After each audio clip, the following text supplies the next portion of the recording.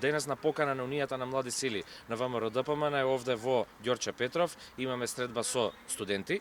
Денес го одбележуваме интернационалниот ден на студентите и јас како председател на Унијата на млади сили на ВМРО ДПМН и пратеник во Собранието на Република Македонија, ми е многу драго што ова е прв интернационален ден на студентите за кој нема да зборуваме само за порази, туку ќе зборуваме и за одредени победи кои ги имаме направено како држава во однос на самите студенти.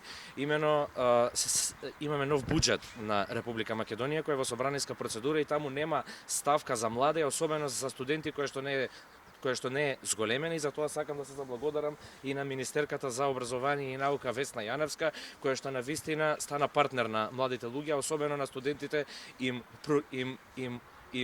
даде рака. Денес нова работилница ќе имаме прилика од самите студенти да слушнеме идеи, предлози, заедно да размениме мислења, се со цел во периодот што следи да креираме што е можно подобри, поефикасни младински политики.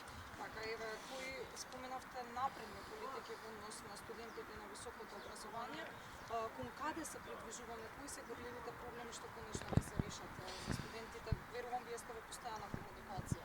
На пример, во овој момент се реконструираат студентските домови Кузман Јосифовски Питу и Стив Наумов. Во текот на наредната година истите верувам дека ќе бидат пуштени во функција. Најавуваме, на пример, одредено зголемување и унапредување на мерката субвенциониран студентски оброк. Активно работиме на дигитализација на сите универзитети и ред други мерки кои што ги планираме во наредниот период, а таргетираат студенти.